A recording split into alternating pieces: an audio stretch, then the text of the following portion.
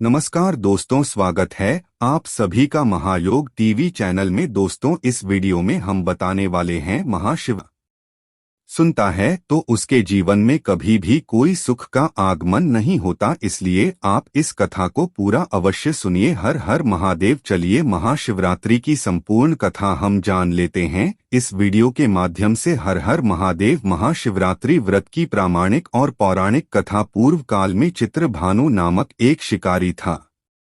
जानवरों की हत्या करके वह अपने परिवार को पालता था। वह एक साहूकार का कर्जदार था, लेकिन उसका ऋण समय पर न चुका सका। क्रोधित साहूकार ने शिकारी को शिवमठ में बंदी बना लिया। संयोग से उस दिन शिवरात्रि थी।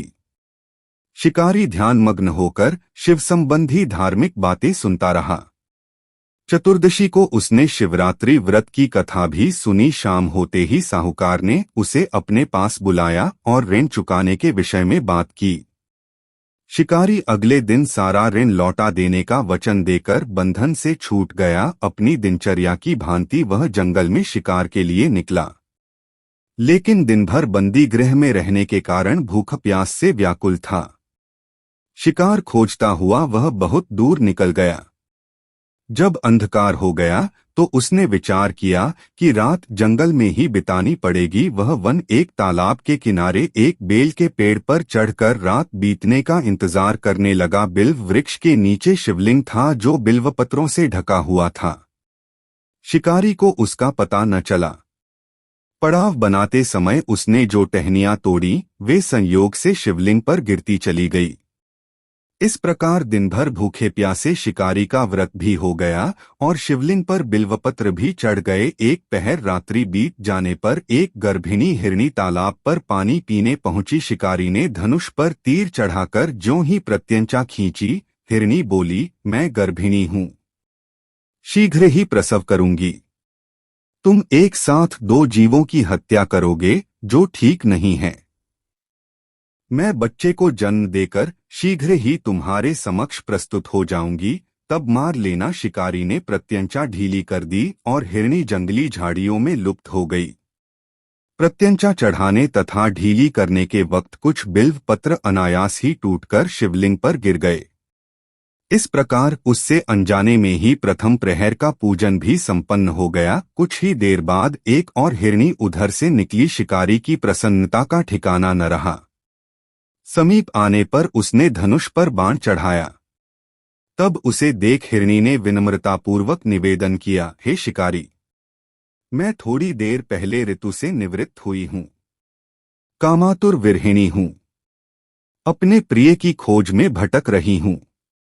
मैं अपने पति से मिलकर शीघ्र ही तुम्हारे पास आ जाऊंगी। शिकारी ने उसे भी जाने दिया। 2 बार शिकार को खोकर उसका माथा ठनका। वह चिंता में पड़ गया।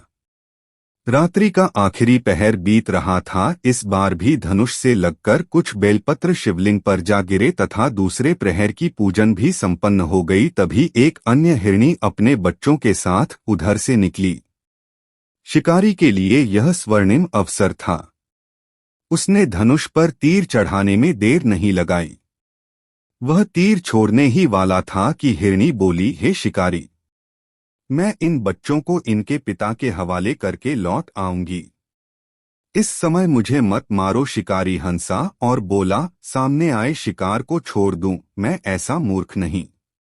इससे पहले मैं 2 बार अपना शिकार खो चुका हूं। मेरे बच्चे भूख प्यास से व्यग्र हो रहे होंगे। उत्तर में हिरणी ने फिर कहा, जैसे तुम्हें अपने बच्चों की ममता सता रही है, ठीक वैसे ही मुझे भी। हे शिकारी, मेरा विश्वास करो, मैं इन्हें इनके पिता के पास छोड़कर तुरंत लौटने की प्रतिज्ञा करती हूं। हिरणी का दुख भरा स्वर सुनकर शिकारी को उस पर दया आ गई।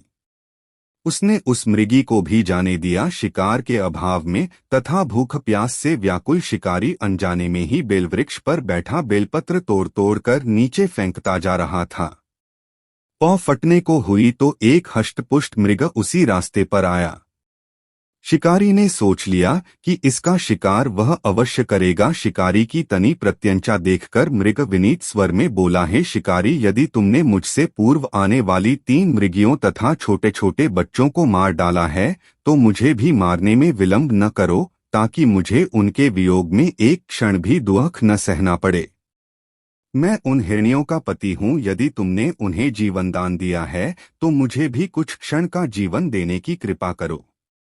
मैं उनसे मिलकर तुम्हारे समक्ष उपस्थित हो जाऊंगा। मृग की बात सुनते ही शिकारी के सामने पूरी रात का घटनाचक्र घूम गया। उसने सारी कथा मृग को सुना दी। तब मृग ने कहा, मेरी तीनों पत्नियां जिस प्रकार प्रतिज्ञाबद्ध होकर गई हैं, मेरी मृत्यु से अपने धर्म का पालन नहीं कर पाएंगी। आथ जैसे तुमने उन्हें विश्वासपात्र मानकर छोड़ा है, वैसे ही मुझे भी जाने दो। मैं उन सब के साथ तुम्हारे सामने शीघ्र ही उपस्थित होता हूँ। शिकारी ने उसे भी जाने दिया। इस प्रकार प्रात हो आई। उपवास, रात्रि जागरण तथा शिवलिंग पर बेलपत्र चढ़ने से अनजाने में ही पर शिवरात्रि की पूजा पूर्ण हो गई। पर अनजाने में ही की हुई पूजन का परिणाम उसे तत्काल मिला। शिकारी का हिंसक हृदय निर्मल हो गया, उसमें भगवद शक्ति का वास हो गया। थोड़ी ही देर बाद वह मृग सपरिवार शिकारी के समक्ष उपस्थित हो गया ताकि वह उनका शिकार कर सके। किंतु जंगली पशुओं की ऐसी सत्यता, सात्विकता एवं सामूहिक प्रेम भावना देखकर शिकारी को बड़ी ग्लानि हुई। उसने मृग परिवार को जीवनदान दे दिया। अनजाने में शिवरात्रि के व्रत का पालन करने पर भी शिकारी को मोक्ष की प्राप्ति हुई। जब मृत्यु काल में यमदूत उसके जीव को ले जाने आए तो शिवगणों ने उन्हें वापस भेज दिया तथा शिकारी को शिवलोक ले गए। शिवजी की कृपा से ही अपने इस जन्म में राजा चित्रभानु अपने पिछले जन्म को याद रख पाए तथा महाशिवरात्रि के महत्व को जानकर उसका अगले जन्म में भी पालन कर पाए। शिव कथा का यह है संदेश। शिकारी की कथानुसार महादेव तो अनजाने में किए गए व्रत का भी फल दे देते हैं, पर वास्तव में महादेव शिकारी की दया भाव से प्रसन्न हुए। अपने परिवार के कष्ट का ध्यान होते हुए भी शिकारी ने मृग परिवार को जाने दिया। यह करुणा ही वस्तुत उस शिकारी को उन पंडित एवं पुजारियों से उत्कृष्ट बना देती है जो कि सिर्फ रात्रि जागरण, उपवास एवं दूध, दही, बेलपत्र आदि द्वारा शिव को प्रसन्न कर लेना चाहते हैं। इस कथा में सबसे महत्वपूर्ण बात यह है कि इस कथा में अनजाने में हुए पूजन पर विशेष बल दिया गया है। इसका अर्थ यह नहीं है कि शिव किसी भी प्रकार से किए गए पूजन को स्वीकार कर लेते हैं अथवा भोलेनाथ जाने या अनजाने में हुए पूजन में भेद नहीं कर सकते हैं। वास्तव में वह शिकारी शिव पूजन नहीं कर रहा था। इसका अर्थ यह भी हुआ कि वह किसी तरह के किसी फल की कामना भी नहीं कर रहा था। उसने मृग परिवार को समय एवं जीवन दान दिया जो कि शिव पूजन के समान है। शिव का अर्थ ही कल्याण होता है। उन निरीह प्राणियों का कल्याण करने के कारण ही वह शिव तत्व को जान पाया तथा उसका शिव से साक्षात्कार हुआ। परोपकार करने के लिए महाशिवरात्रि का दिवस होना भी आवश्यक नहीं है।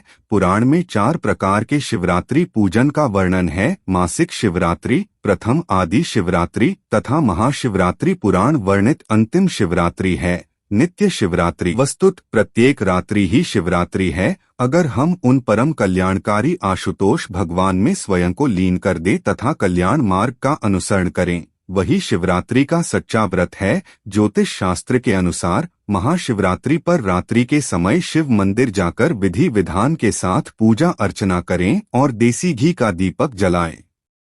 पौराणिक कथा के अनुसार कुबेर देव ने अपने पूर्व जन्म में रात के समय ही शिवलिंग के पास जाकर रोशनी की थी, इसलिए वे देवताओं के कोषाध्यक्ष बनाए गए थे। यह उपाय आपकी धन संबंधित समस्याओं से मुक्ति दिलाएगा। महाशिवरात्रि के दिन बेल के पेड़ के नीचे खड़े होकर खीर और गाय का घी दान करना बहुत उत्तम माना जाता है। मान्यता है कि ऐसा करने से भगवान शिव के साथ महालक्ष्मी की विशेष कृपा प्राप्त होती है और भौतिक सुख सुविधाओं में इजाफा होता है। महाशिवरात्रि के दिन गरीब व जरूरतमंद व्यक्ति को धन और अनाज का दान करना बहुत लाभकारी रहेगा। शास्त्रों में बताया गया है कि इस दिन दान करने से सभी पापों से मुक्ति मिल जाती है और भगवान शिव की कृपा से व्यक्ति जन्म मरण के बंधन से मुक्त हो जाता है। महाशिवरात्रि की रात घर पर छोटा सा शिवलिंग बनाकर विधि विधान से अभिषेक करें। साथ ही सच्चे मन से शिव आराधना करने के बाद 108 बार नमः शिवाय मंत्र का जप करें। ऐसा करने से दुख दरिद्रता दूर होती है और करियर में उन्नति के शुभ संयोग बनते हैं।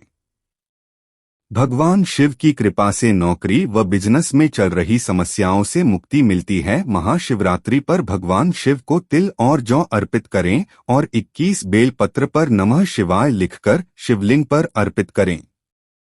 इसके बाद नंदी को हरा चारा खिलाएं। ऐसा करने से सभी इच्छाएं पूरी होती है और जीवन में सुख समृद्धि आती है।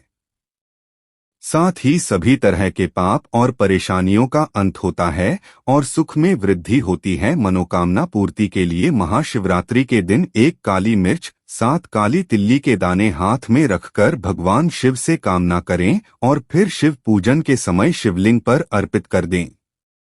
ऐसा करने से भी इच्छाओं की पूर्ति होती है और आपके कार्यों में जो भी अड़चन आती है वह दूर हो जाती है। नोट: यह तमाम जानकारी जनरुचि को ध्यान में रखकर दी जा रही है। ज्योतिष और धर्म के उपाय और सलाहों को अपनी आस्था और विश्वास पर आजमाएं। कंटेंट का उद्देश्य मात्र आपको बेहतर सलाह देना है। इस संदर्भ में हम किसी प्रकार का कोई दावा नहीं करते हैं। दोस्तों, मैं आपको इस वीडियो में बहुत सी जानकारी बताई है। इस जानकारी को आप महाशिवरात्रि के अवश्य करें और इस वीडियो आपको कैसी लगी कमेंट में जरूर बताएं। अगर अब तक आपने कमेंट में हर हर महादेव ना लिखा हो तो जरूर लिख दे और इस वीडियो को ज्यादा से ज्यादा शेयर करें, जिससे कि हर भारतीय नागरिक तक यह वीडियो पहुंचे और उन्हें भी इसका लाभ ही लाभ हो। हर हर महादेव। जय मां लक्ष्मी, जय भगवान भोलेनाथ, जय मां पार्वती।